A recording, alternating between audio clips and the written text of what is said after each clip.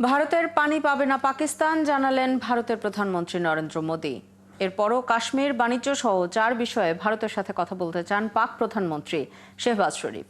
গাজায় অব্যাহত ইসরায়েলি হামলায় 24 ঘন্টায় নিহত হয়েছে আরও অন্তত 85 জন। লেবানন এবং ইয়েমেনেও হামলা চালিয়েছে ইসরায়েল।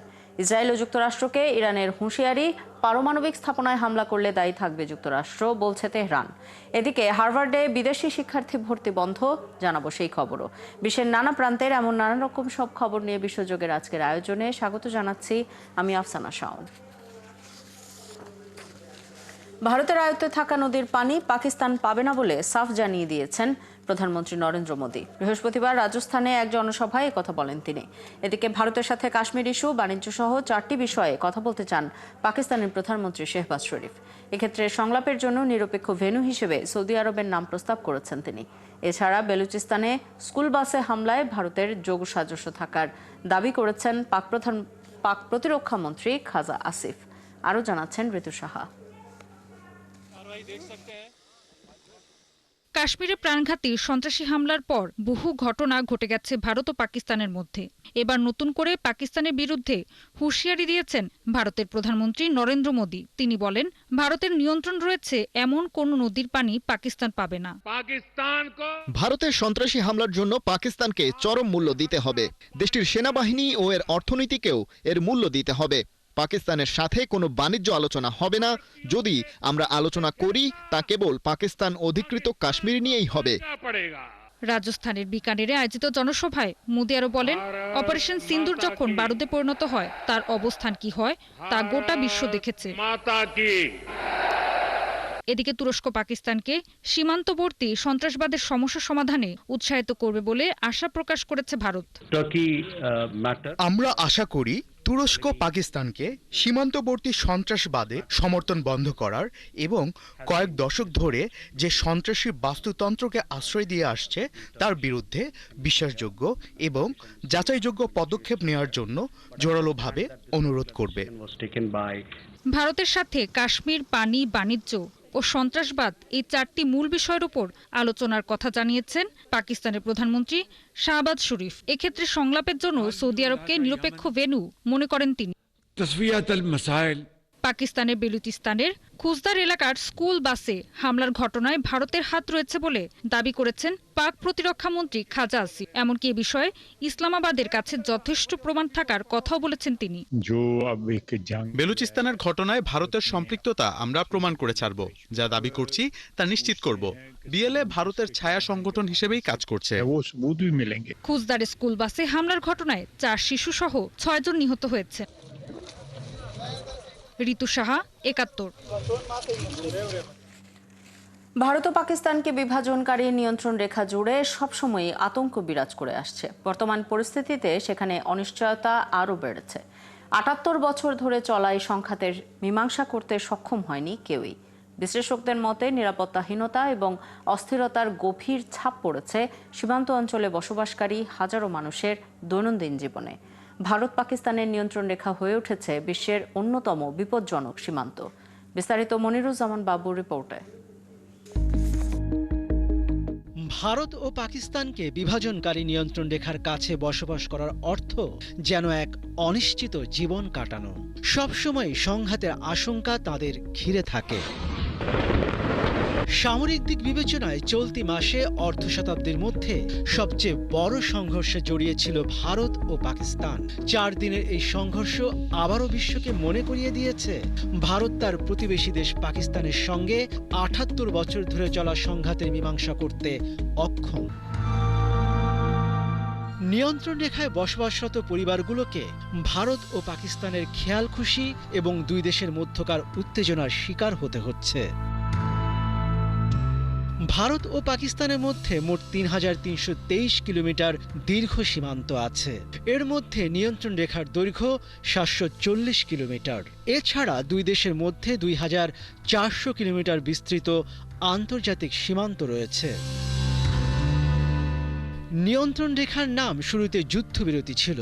1947 সালে ভারত পাকিস্তানের মধ্যে প্রথম যুদ্ধের পর 1949 সালে এটি এই নামে পরিচিত হয়।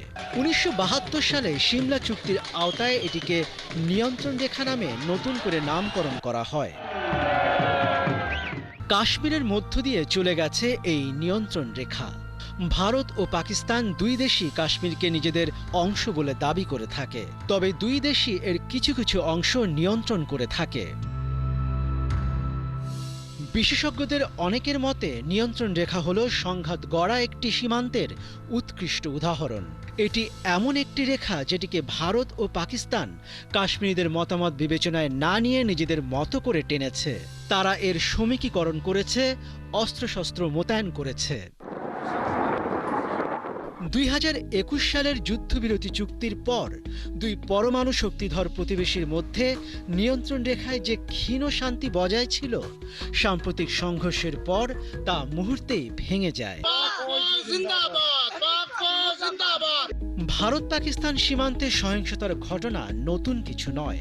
2003 সালের যুদ্ধবিরতি চুক্তির আগে 2001 সালে 4134 বার এবং 2002 সালে 5767 বার যুদ্ধবিরতি লঙ্ঘনের ঘটনার অভিযোগ তুলেছে ভারত। বিশেষজ্ঞদের কেউ কেউ বিশ্বাস করেন প্রায় 2 দশক আগে স্থগিত করা একটা ধারণাকে পুনর্বিবেচনা করার সময় এসেছে। ধারণাটি হলো নিয়ন্ত্রণ রেখাকে একটি আনুষ্ঠানিক ও আন্তর্জাতিকভাবে স্বীকৃত সীমান্তে পরিণত করা, যদিও এটি কখনোই বাস্তবসম্মত হবে না এবং তা কখনো সম্ভব নয় বলে মত সামরিক বিশ্লেষকদের। মনিরুজ্জামান বাবু, 71। ভারত নিয়ন্ত্রিত কাশ্মীরে বিচ্ছিন্নতাবাদীদের সাথে তীব্র সংঘর্ষে একজন ভারতীয় সেনা নিহত হয়েছেন। বৃহস্পতিবার জম্মু ও কাশ্মীরের কিশতওয়াড় জেলায় এই ঘটনা ঘটে। ভারতীয় সেনাবাহিনীর হোয়াইট নাইট কর্পস এক বিবৃতিতে জানায়, গোলাগুলিতে সেনা সদস্য গুরুতর আহত হন এবং সব ধরনের চিকিৎসা প্রচেষ্টা সত্ত্বেও তিনি মারা যান। ভারতের সেনাবাহিনী বলছে, এদিন কিশতওয়াড় এলাকায় অভিযান চালিয়েছে যৌথ বাহিনী। এ সময় বিচ্ছিন্নতাবাদীদের সাথে গোলাগুলির এক পর্যায়ে নিহত হন ওই সেনা। সংঘর্ষস্থলে অতিরিক্ত বাহিনী পাঠানো হয়েছে। এমন এক সময়ে এই ঘটনা ঘটল যখন পেহেলগামে পর্যটকদের ওপর প্রাণঘাতী হামলার পর ভারত পাকিস্তান সম্পর্কে মারাত্মক উত্তেজনা বিরাজ করছে। কাশ্মীর অঞ্চলটি মুসলিম সংখ্যাগরিষ্ঠ এবং 1947 সালে ভারত ও পাকিস্তানের স্বাধীনতার পর থেকেই দুই দেশের মধ্যে বিভক্ত রয়েছে। দুই পরমাণু শক্তিধর দেশই পুরো অঞ্চলটির দাবি করে।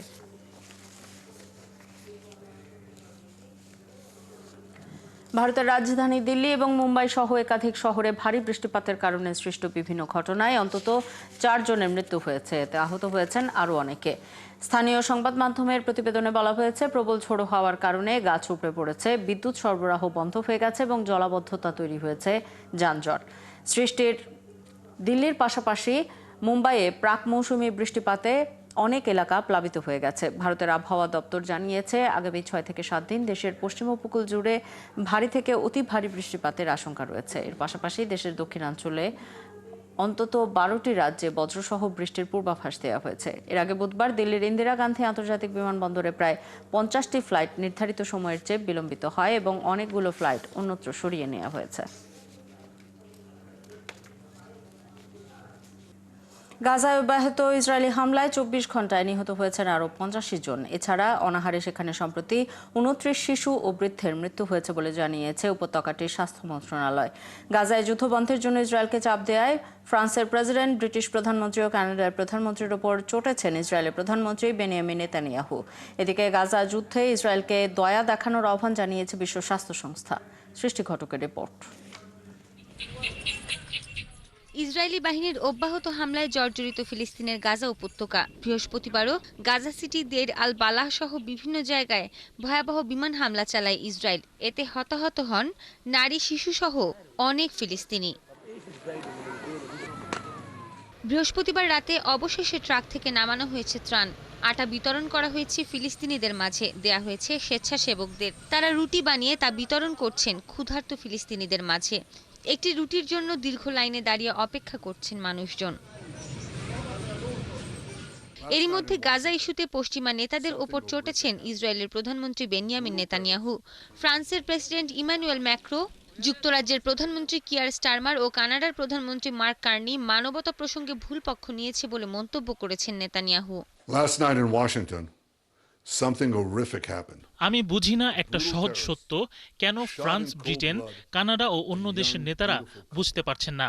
তারা এখন ফিলিস্তিনি রাষ্ট্র গঠনের এবং ওই খুনিদের পুরস্কৃত করার প্রস্তাব দিচ্ছেন। হামাস যদি এই নেতাদের ইসরায়েলের উপর গাজা যুদ্ধ বন্ধের চাপ বাড়ানোর জন্য ধন্যবাদ দিয়ে বিবৃতি দেয়, তাহলে মোটেও অবাক হব না। এই নেতারা স্পষ্ট জানিয়েছেন তারা চান হামাস ক্ষমতায় থাকুক। Yaron and Sarah weren't the victims of a random crime. ইসরায়েলকে অবিলম্বে গাজায় সামরিক অভিযান বন্ধ করতে হবে বলে মন্তব্য করেছেন গ্রিসের প্রধানমন্ত্রী কিরিয়াকোস মিৎসোতাকিস। একই সঙ্গে গাজায় মানবিক সহায়তা প্রবেশের অনুমতি দিতে হবে বলেও জানিয়েছেন তিনি। গাজায় মানবিক সহায়তার উপর থেকে ইসরায়েলি বিধিনিষেধ প্রত্যাহারের জন্য সম্মিলিতভাবে চাপ প্রয়োগের আহ্বান জানিয়েছেন ড্যানিশ প্রধানমন্ত্রী মেটে ফ্রেডেরিকসেন। তিনি বলেন, গাজার মানবিক পরিস্থিতি অগ্রহণযোগ্য। এদিকে গাজা যুদ্ধে ইসরায়েলকে দয়া দেখানোর আহ্বান জানিয়েছেন বিশ্ব স্বাস্থ্য সংস্থার প্রধান তেদ্রোস আধানম গেব্রিয়াসুস। তিনি জোর দিয়ে বলেছেন, ইসরায়েলের নিজেদের স্বার্থেই শান্তি প্রতিষ্ঠা করা জরুরি। তিনি বলেন, এ যুদ্ধ ইসরায়েলকেই ক্ষতিগ্রস্ত করছে এবং এতে কোনো স্থায়ী সমাধান আসবে না। এদিকে জাতিসংঘের নতুন এক প্রতিবেদনে জানা গেছে, ইসরায়েলি সামরিক বাহিনী গাজার ৮১% এখন সামরিক অঞ্চল হিসেবে ব্যবহার করছে। তারা বিশ্বের সবচেয়ে ঘনবসতিপূর্ণ এ এলাকার অবশিষ্ট জায়গাতেই লাখ লাখ ফিলিস্তিনিকে সরে যেতে বাধ্য করেছে এবং সাধারণ ফিলিস্তিনিরা এখন যেসব হাসপাতাল, আবাসিক ভবন, তাঁবু বা স্কুলে আশ্রয় নিয়েছে সেসব জায়গাকেই লক্ষ্য করে হামলা চালিয়ে যাচ্ছে। এর মধ্য দিয়ে ইসরায়েল গাজায় কৌশলগত ধ্বংসযজ্ঞ চালাচ্ছে বলে জানিয়েছে জাতিসংঘ। সৃষ্টি ঘটক, ৭১। দক্ষিণ লেবাননে ইসরায়েলি হামলার তীব্র নিন্দা জানিয়েছেন প্রধানমন্ত্রী নওয়াফ সালাম। এছাড়া নভেম্বরে লেবাননের হিজবুল্লাহর সাথে হওয়া যুদ্ধবিরতি মেনে চলতে ইসরায়েলের ওপর চাপ সৃষ্টির জন্য আন্তর্জাতিক সম্প্রদায়ের প্রতি আহ্বান জানান তিনি। বৃহস্পতিবার সংবাদ মাধ্যম আল জাজিরার এক প্রতিবেদনে এই তথ্য জানানো হয়। লেবাননের সরকারি জাতীয় সংবাদ সংস্থা NNA জানিয়েছে, ইসরায়েলি বাহিনী নাবাতি গভর্নরেটের তৌল শহরের একটি ভবনে হামলা চালিয়েছে। সেনাবাহিনী এর আগে বাসিন্দাদের ওই ভবনের আশপাশের এলাকা খালি করার জন্য সতর্ক করেছিল। ইসরায়েলের বেশ কয়েকটি এলাকায় আবারও ক্ষেপণাস্ত্র হামলা চালিয়েছে ইয়েমেনের হুথি বিদ্রোহীরা। শুক্রবার স্থানীয় সময় ভোরে হামলার পর সাইরেনের শব্দ শোনা যায়। স্থানীয় সময় প্রতিবেদনে বলা হয়েছে, ইসরায়েলি সেনাবাহিনী জানিয়েছে এদিন তারা ইয়েমেন থেকে ছুটে আসা বেশ কয়েকটি ক্ষেপণাস্ত্র হামলা প্রতিহত করেছে। এদিকে শুক্রবারের এই হামলার দায় এখনও স্বীকার করেনি হুথি বিদ্রোহীরা।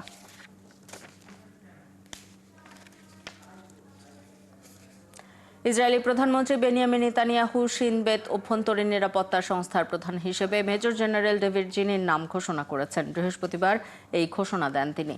প্রধানমন্ত্রীর কার্যালয় থেকে এক বিবৃতিতে বলা হয়, ইসরায়েলি নিরাপত্তা সংস্থা শিনবেতের এই পদ নিয়ে দীর্ঘদিন ধরে চলমান বিতর্কের পর এই সিদ্ধান্ত নেওয়া হয়েছে।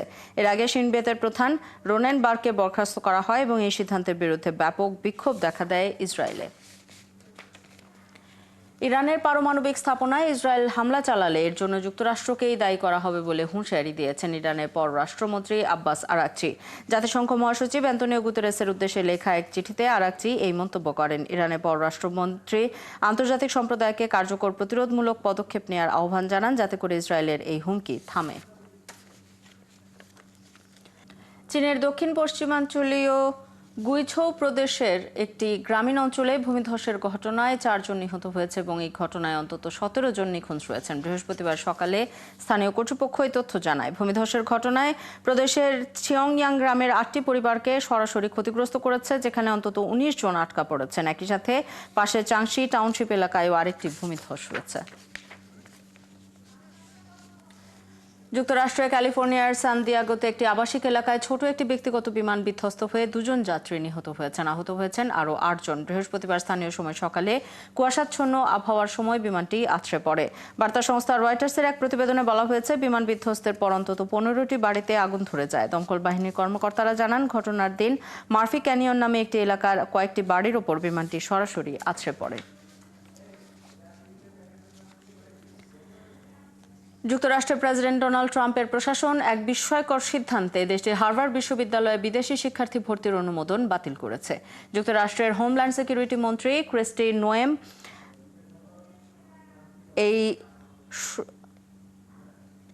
জানিয়েছেন, হার্ভার্ড বিশ্ববিদ্যালয়ে এই সনদ বাতিল করা হয়েছে কারণ প্রতিষ্ঠানটি আইনের প্রতি শ্রদ্ধা দেখাতে ব্যর্থ হয়েছে। তিনি বলেন, এই সিদ্ধান্ত দেশের সব বিশ্ববিদ্যালয়ের জন্য সতর্কবার্তা হয়ে থাকবে।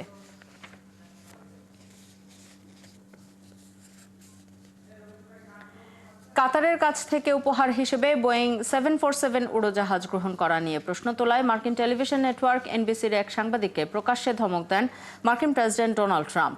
শুধু তাই নয়, তাকে বের হয়ে যেতে বলে চিৎকারও করেছেন ট্রাম্প। বুধবার হোয়াইট হাউসে দক্ষিণ আফ্রিকার প্রেসিডেন্ট সিরিল রামাফোসার সঙ্গে বৈঠকের সময় এই ঘটনা ঘটে। বৈঠকে ট্রাম্প দক্ষিণ আফ্রিকায় শ্বেতাঙ্গদের বিরুদ্ধে গণহত্যা এবং তাদের জমি দখলের মিথ্যা অভিযোগ তোলেন। তবে বাকবিতণ্ডায় না জড়িয়ে ট্রাম্পের বক্তব্য বিস্ফোরক মন্তব্যে নিজেকে যথাসম্ভব শান্ত রাখার চেষ্টা করেন রামাফোসা।